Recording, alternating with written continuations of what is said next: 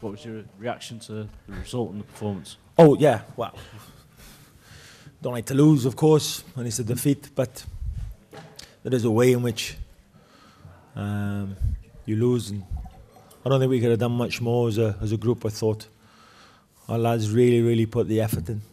We're up against a very good international outfit, outstanding players, extremely good manager with loads of experience.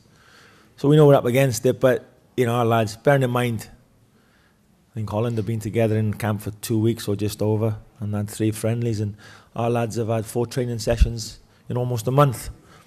So it's not bad. I think our lads really showed a lot of courage. We were brave. You can't, when you're playing against a team like that, you can't stop every attack. They're good enough to open you up. They just got quality players, but we know we stayed strong, and I'm glad we give them a test. It's a good test for them before they go to the World Cup.